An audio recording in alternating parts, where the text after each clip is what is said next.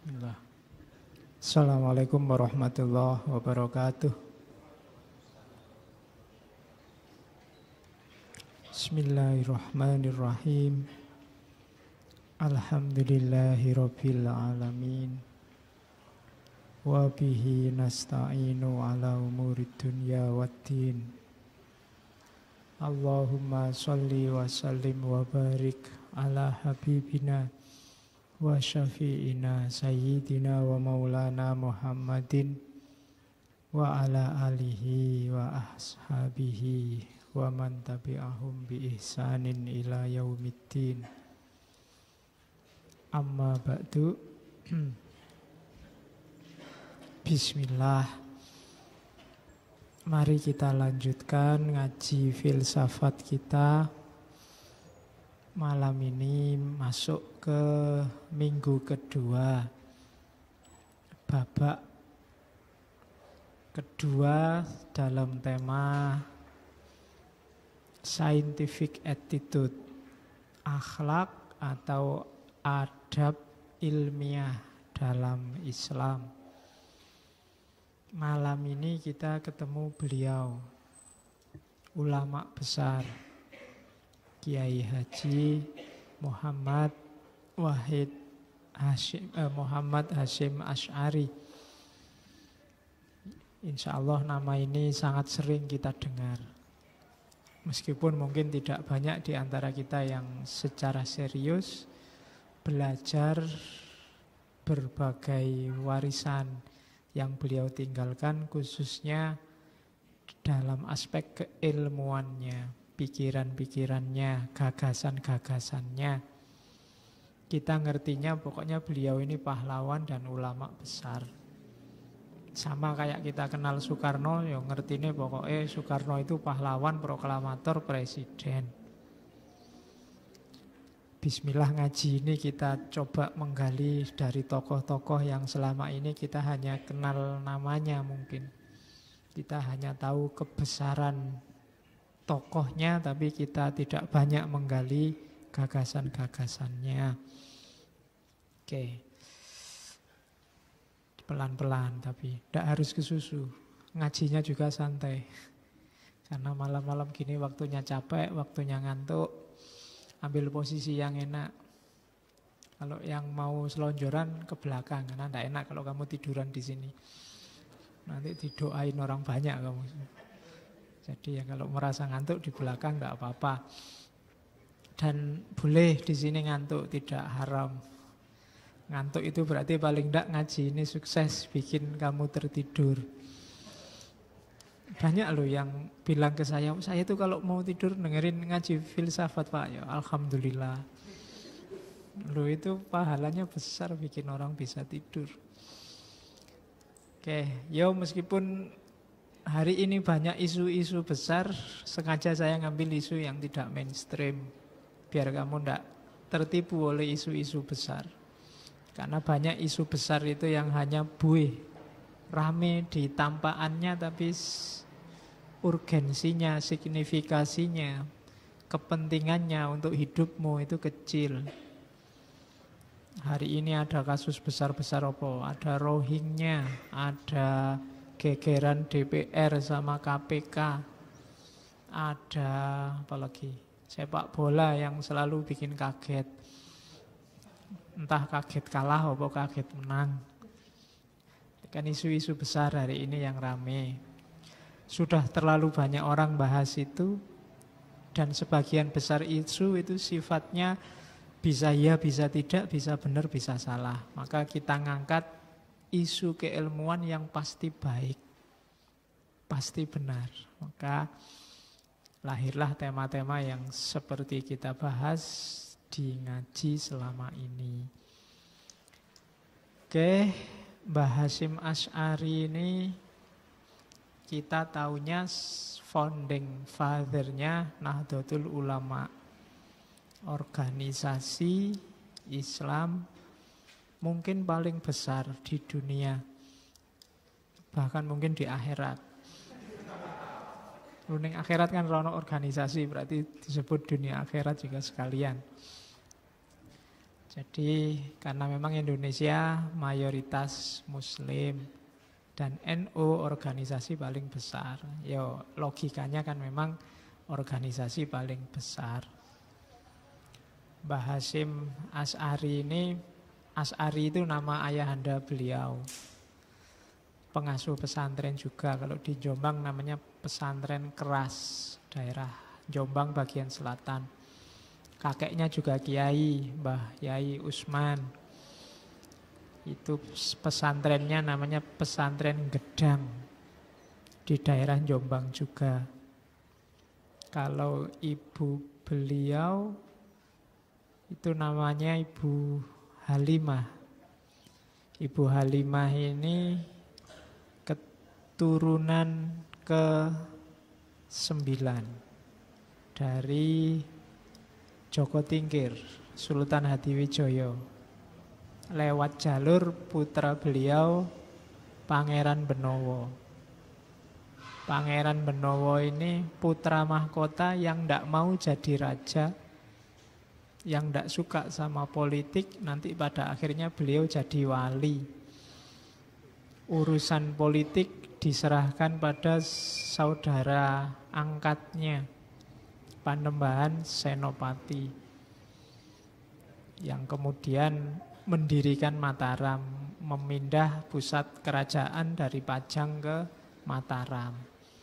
Dan Pangeran Benowo inilah nanti yang jadi cikal bakal yang menurunkan Mbah Halimah. Mbah Halimah menurunkan Mbah Hasyim Asy'ari. Mbah Hasyim punya anak Wahid Hasyim. Wahid Hasyim punya anak Abdurrahman Wahid. Abdurrahman Wahid yang sempat jadi presiden. Makanya dulu ketika ada transisi kepresidenan dari Soeharto ke Gus Dur, kalau Habibie kan transisi, itu ada yang bilang ini sebenarnya mengembalikan amanah kepemimpinan dari Panembahan Senopati kembali lagi ke Pangeran Benowo. Karena Buktin Soeharto itu keturunan Keraton Solo, Keraton Mataram. Jadi ada yang bilang begitu. Tapi ya monggo lah, itu dinamika politik. Malam ini kita tidak sibuk di situ, kita sibuk di ilmu apa yang bisa kita ambil dari beliau, Mbah Hasyim Asy'ari. Mbah Hasyim ini guru-gurunya banyak, pindah dari pondok ke pondok sampai nanti ke Mekah. Yang terkenal kalau di Mekah, beliau di sana berguru pada banyak habaib, banyak ulama besar Masjidil Haram. Termasuk para ulama yang asalnya dari Indonesia yang ada di sana. Misalnya Syekh Ahmad Khotib Minangkabau. Kemudian Syekh Mahfud Termas At-Turmusi. Yang dari Syekh At-Turmusi ini beliau dapat ijazah untuk ngaji Bukhari Muslim. Jadi dapat sanad untuk ngaji itu. Dan nanti yang paling terkenal dari ngajinya Mbah Hasyim Asy'ari ini ngaji kitab Bukhari Muslim. Biasanya kalau Ramadan itu ngaji itu. Oke, apalagi? Ya nanti beliau lahir 1875 dan meninggalnya 1857. Komitmennya pada Indonesia luar biasa, nasionalisnya luar biasa. Bagi Mbah Hasyim Asy'ari, nasionalisme dan Islam itu tidak bertentangan. Kalau kalian milih Indonesia bukan berarti meninggalkan Islam. Dan dibuktikan beliau berjuang melawan Belanda yang menjajah Indonesia. Jadi, dan yang sangat terkenal kan resolusi jihad. Resolusi jihad itu ketika tahun 45 bulan terakhir itu kan Inggris datang ke Indonesia diboncengi Belanda. Yang tujuannya ingin menjajah lagi. Terus para kiai berunding, keluarlah fatwa. Kemudian fatwa dideklarasikan dalam bentuk resolusi jihad bahwa perang melawan penjajah itu hukumnya fardu ain. Kalau tewas, syahid. Dan mereka yang berkhianat terhadap negara itu harus dibunuh. Bukan pengkhianat terhadap Islam, karena perangnya tidak perang agama, tapi melawan penjajah. Itu nanti yang dikenal sebagai resolusi jihad, di mana Jenderal Inggris tewas karena militansi, semangat, gairah berjuang, karena yang berfatwa kiai-kiai besarnya. Oke, malam ini kita tidak membahas itu, tidak membahas perangnya. Sudah capek kita lihat orang perang. Ya, kita lihat bagian ilmunya, bagian yang lembut. Mbah Hasyim ini karyanya banyak dalam bahasa Arab. Salah satunya yang kita bahas malam ini. Beliau nulis juga Qonun Asasi yang jadi dasar yang merasa NU harus membaca kitab ini. Atau yang populer zaman pergerakan itu tulisan beliau yang judulnya Mawaid. Sampai diterjemahkan oleh Buya Hamka, diterbitkan di Panji Masyarakat.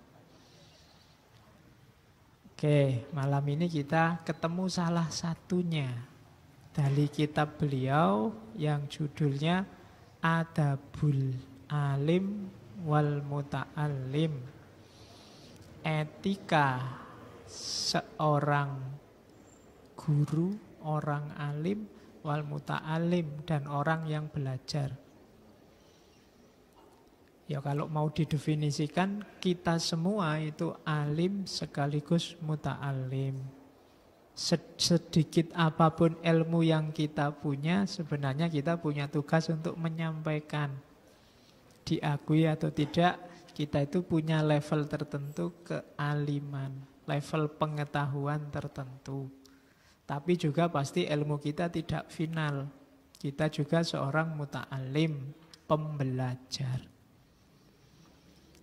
Muta'alim yang tidak alim berarti ilmunya tidak manfaat.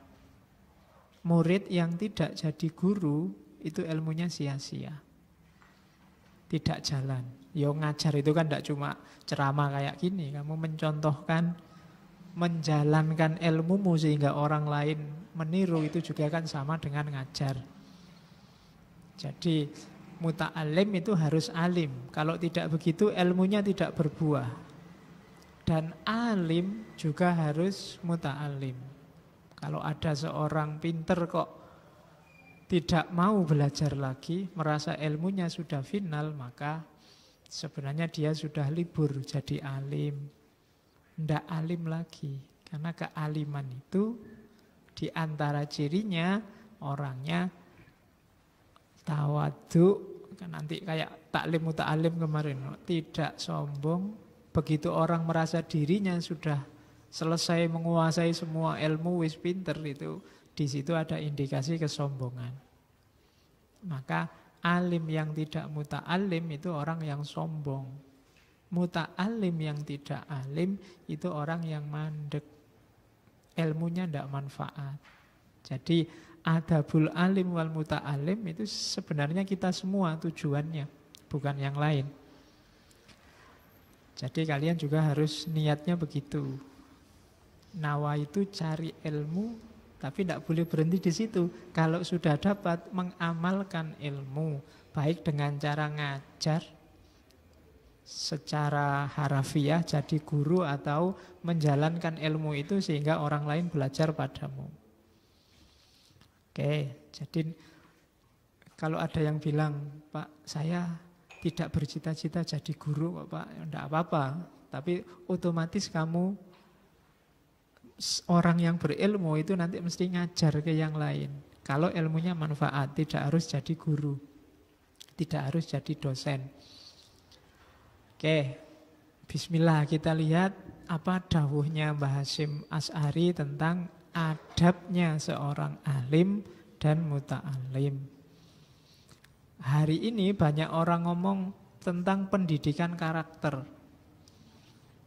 Kalau dalam tradisi Islam sejak taklim kemarin, kata-kata pendidikan karakter itu kebalik. Harusnya karakter pendidikan. Jadi orang berakhlak dulu, baru cari ilmu. Akhlaknya ditata dulu, baru cari ilmu. Kalau sekarang kan kamu kuliah dulu, pendidikan dulu, terus di situ dikasih karakter. Jadi sebelum itu kamu jadi nggak punya moral kuliahmu. Baru terus diajari karakter yang jujur ya. Berarti sebelum itu nggak punya. Jadi justru sebelum cari ilmu, kalau dalam tradisi taklim ini kita harus berkarakter dulu, berakhlak yang baik dulu, baru cari ilmu, maka ilmunya manfaat. Jadi di awal-awal cari ilmu, akhlaknya harus sudah terbentuk. Disitulah ta'lim muta'alim atau adabul alim wal muta'alim.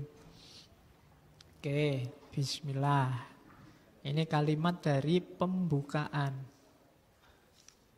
Katanya Mbah Hashim, sebagian ulama berpendapat bahwa tauhid itu mengharuskan adanya keimanan. Ini pasti masuk akal ya. Kalau kita ngaku bertauhid ya berarti kita beriman. Percaya pada Allah, percaya pada Rasul, percaya pada malaikat. Dan seterusnya.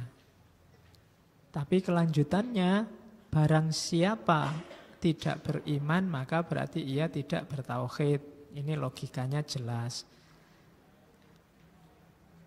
Asumsi selanjutnya, iman itu mengharuskan adanya syariat. Beriman saja tanpa syariat, omong kosong. Sama kayak kamu bilang I love you tapi disuruh menjemput tidak mau, WA tidak pernah. Ya, itu iman tanpa syariat. Ngaku percaya Gusti Allah tapi sholat tidak mau, zakat tidak mau, disuruh haji alasan, disuruh kurban alasan. Tidak terbukti imanmu. Jadi ngakunya saya itu anak yang rajin toh Pak, tapi kuliah tidak pernah masuk. Nah itu berarti beriman tanpa ada syariatnya. Jadi iman mengharuskan syariat. Kesimpulannya apa? Berarti barang siapa yang tidak bersyariat maka dia tidak beriman dan tidak bertauhid. Tapi selanjutnya syariat mengharuskan adanya akhlak. Ini syaratnya. Kenapa? Syariat itu jalan. Untuk mencapai keimanan dan tauhid, jalan itu harus diwarnai oleh akhlak yang baik. Jadi jalan yang jelek itu tidak mungkin sampai pada tujuan. Maka untuk menjalankan syariat orang butuh akhlak. Barang siapa yang tidak punya akhlak berarti kesimpulannya apa? Maka dia tidak bersyariat, tidak beriman dan tidak bertauhid. Kalau ada orang ngaku syar'i, syariat tapi akhlaknya rendah, maka dia menipu. Orang bersyariat itu akhlaknya pasti bagus karena syaratnya syariat itu akhlak. Jadi ini urutannya. Tidak mungkin syariat itu dijalankan dengan akhlak yang jelek. Kalau dipaksa begitu, syariatnya mesti batal atau tidak ada nilainya. Kalau dia sholat hanya dapat capek, puasa hanya dapat lapar dan haus. Kan banyak hadis-hadis yang indikasinya ke sana. Ya amar ma'ruf nahi mungkar, tapi kalau jalannya tanpa akhlak tidak akan berhasil dan bertentangan malah dengan syar'i. Kalau bertentangan dengan syariat berarti kehilangan keimanan berarti kehilangan tauhid. Nah, itu logikanya begitu. Berarti semuanya harus diwarnai oleh akhlak.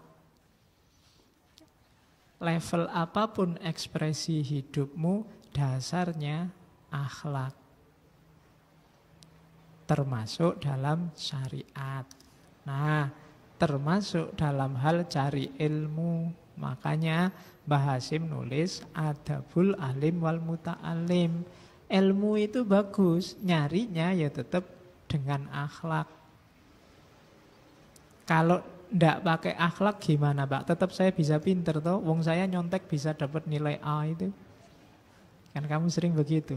Wong saya plagiat dosennya nggak tahu makalahku dianggap bagus sih. Itu kan ilmu yang tanpa akhlak. Kalau dalam bahasa agama ya nanti tidak barokah, rusak, nggak ada gunanya. Wong ilmu itu untuk mendidikmu, kamu tempuh dengan jalan merusak. Jadi akhlak dulu ditata, baru jalan ke arah yang baik. Hal apapun.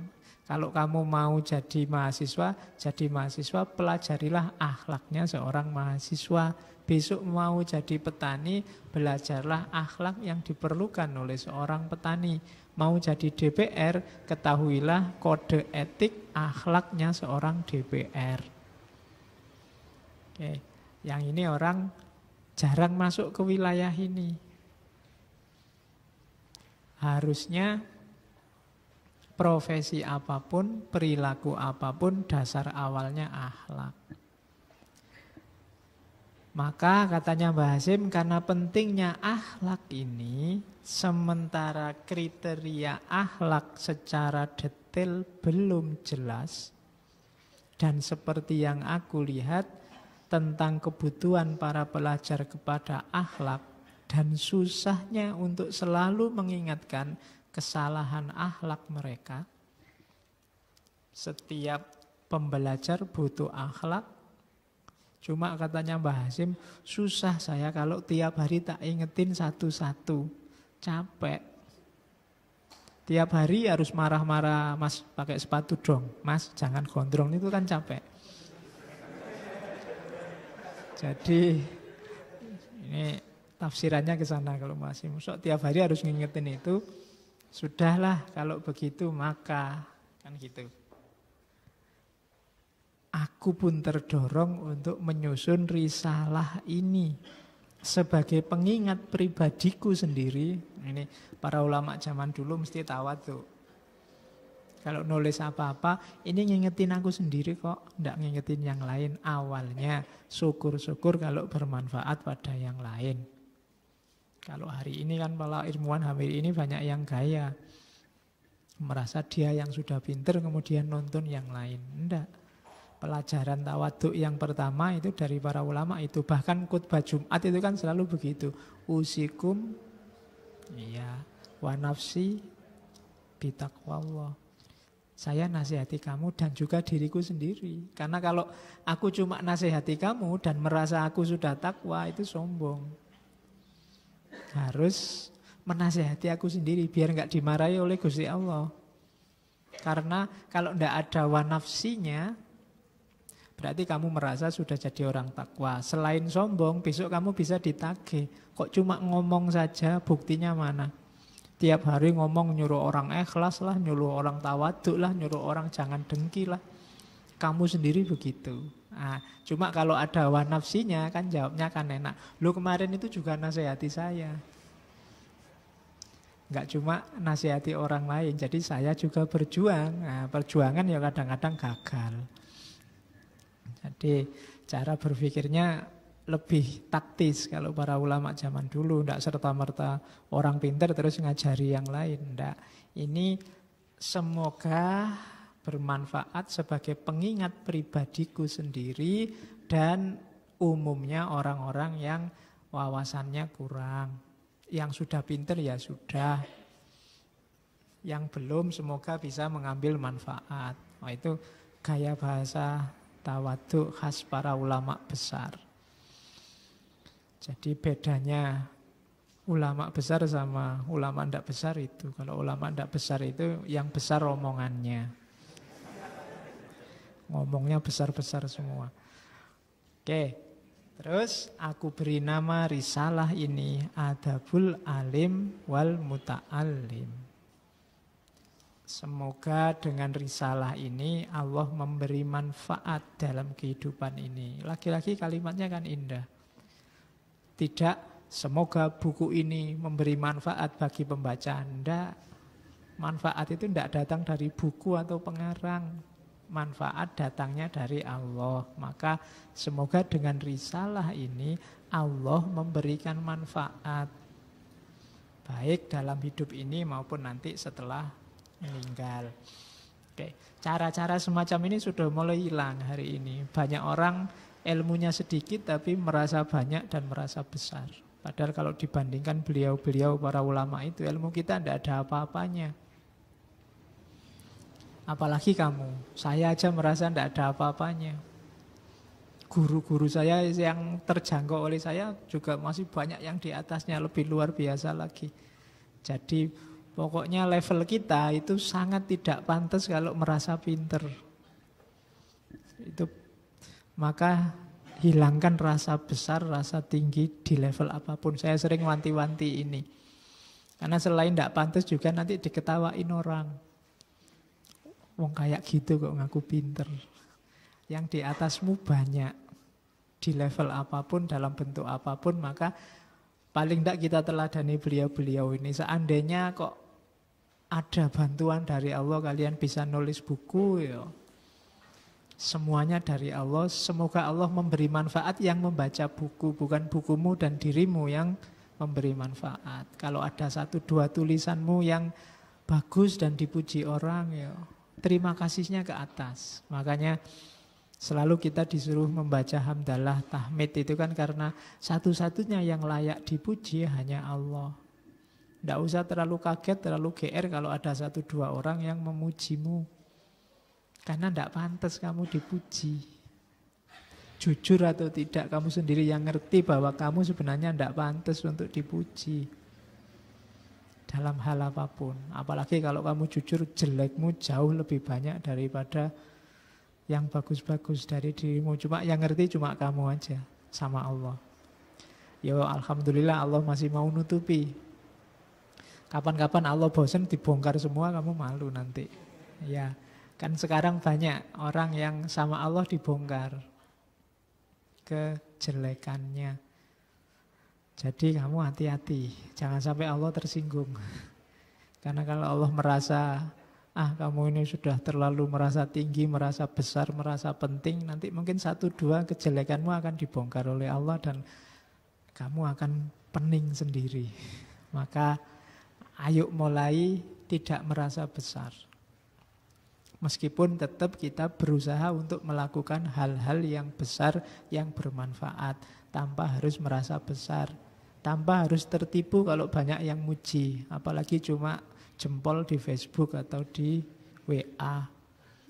Ya.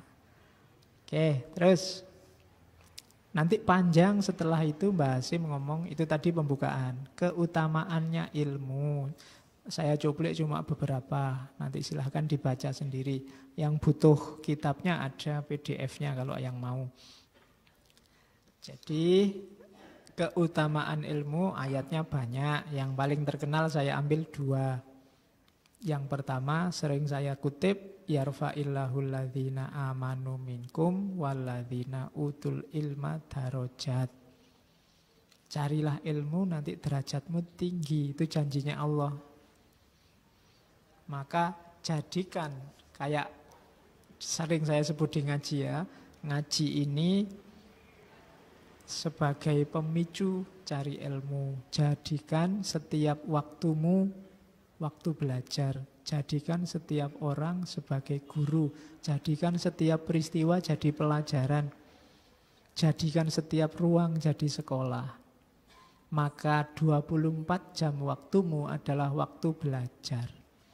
Dan nanti ada hadis, barang siapa menempuh jalan keilmuan, maka malaikat akan membentangkan sayapnya untuk melindungimu.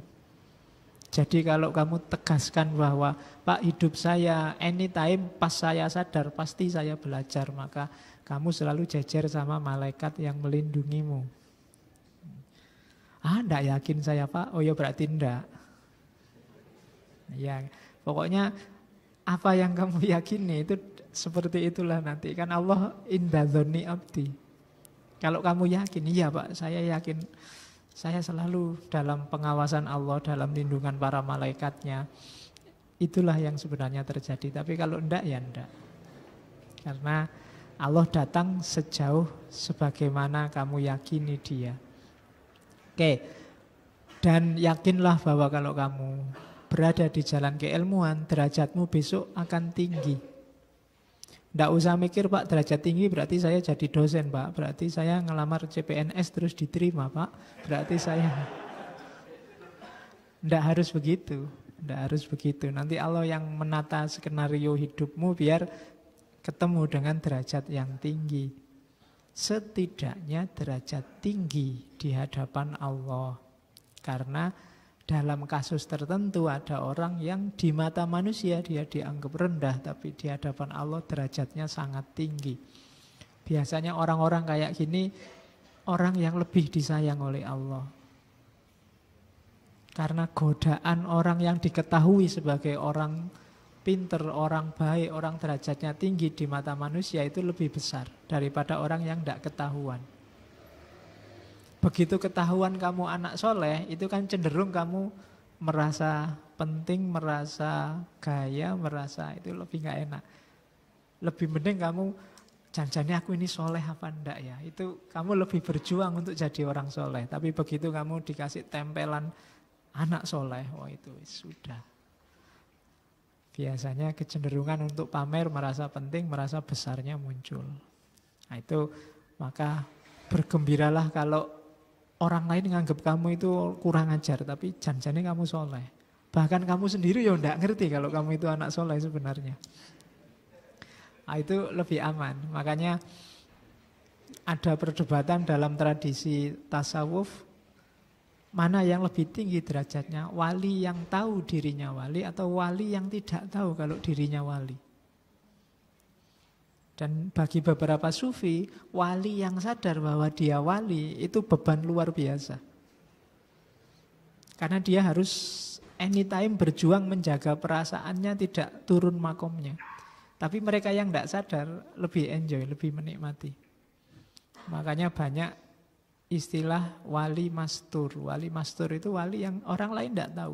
Bahkan kadang dirinya sendiri tidak tahu kalau dia wali. Jangan-jangan kamu merasa, jangan-jangan saya wali ya.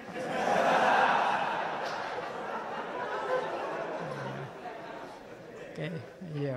Tapi kalau kamu merasa begitu, pasti kamu bukan wali. Oke, terus tenang aja. Besok kalau kamu sudah nikah, terus punya anak, otomatis jadi wali. Wali murid.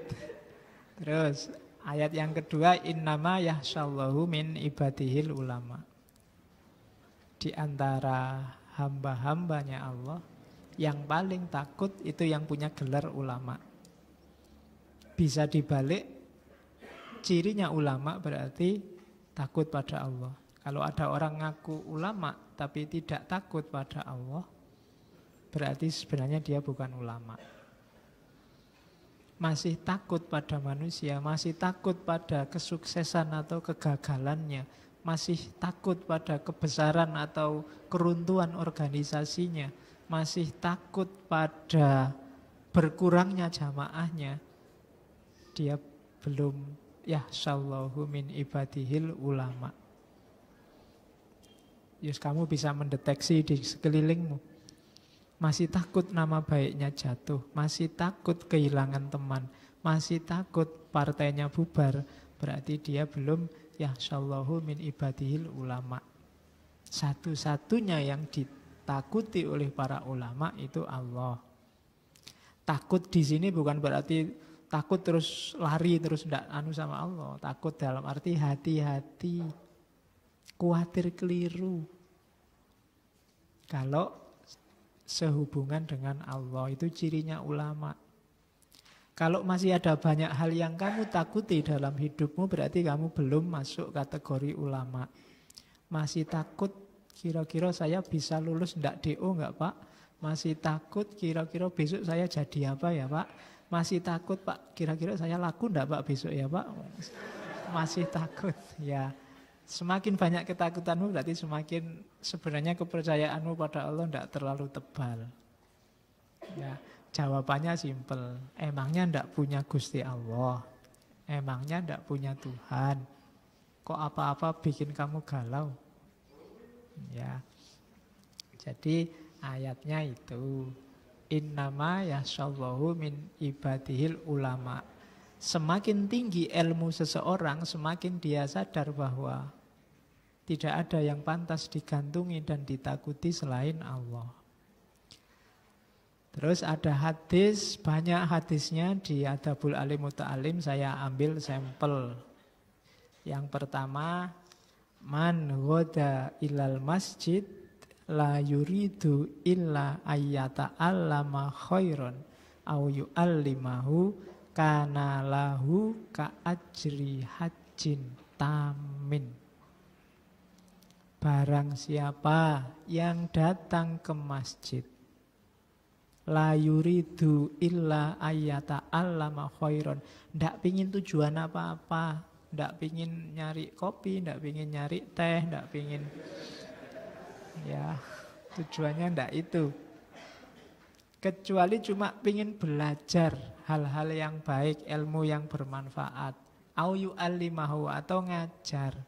Jadi kiainya, ustadznya, khotibnya niatnya yu'allimahu, sementara audiennya, umatnya, santrinya, jamaahnya ya ta'alam. Kalau hanya ini niatnya lillahi ta'ala, maka kana lahu ka ajri hajjin tamin. Dia dapat pahala seperti orang yang naik haji utuh tanpa bayar 35 juta. Ya, full kan lumayan kamu dapat pahala utuh. Jadi makanya tiap kali ngaji apapun di masjid, ayo diniati ini aja. Niat nyari ilmu lillahi ta'ala, ndak karena apa-apa wis. Bahkan ndak karena pengin pinter, bahkan ndak karena pengin wawasannya luas. Karena pinternya, suksesnya, wawasannya luas itu hak prerogatifnya Allah. Tugasmu cuma nyari ilmu. Ustadznya, gurunya juga begitu. Tugasnya cuma ngajar. Yang diajari paham apa enggak, ngerti apa enggak, nyampe apa enggak, wallahu a'lam bishawab. Pokoknya ngajar ngono wae. Ndak usah ditarget macam-macam, nanti mudah kecewa. Kamu juga gitu, nggak usah bercita-cita membayangkan ingin dapat macam-macam, nanti hasilnya mesti kecewa. Maka pokoknya ya ta'allam khairan au yu'allimahu. Pahalanya kayak orang naik haji full. Jadi boleh kalau mau ke masjid kamu syukuran dulu. Syukuran apa? Mau naik haji. Makan-makan. Oke.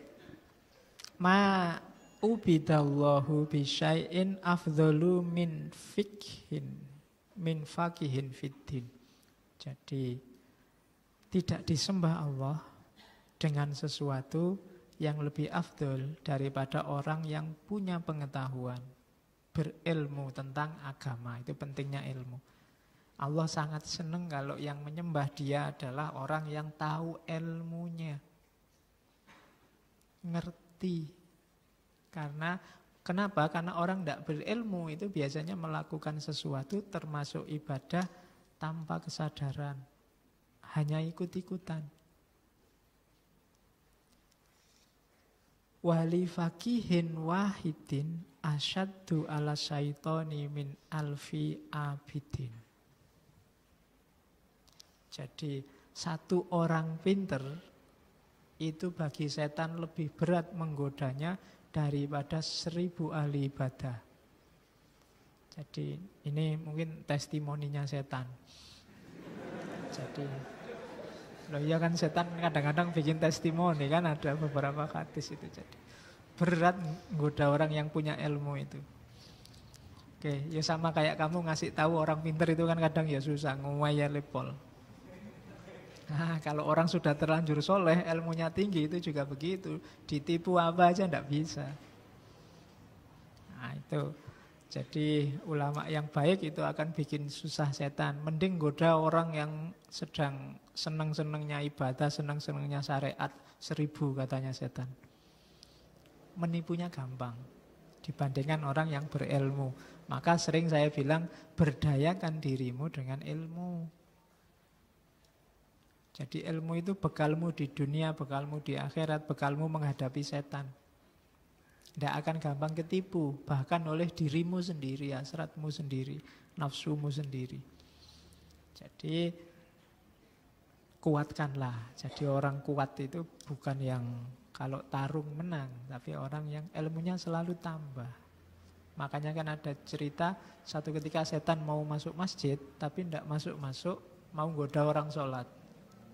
Terus ada yang tanya, setan kamu kenapa nggak masuk-masuk? Kok nggak jadi digoda? Itu ada orang pintar sedang tidur.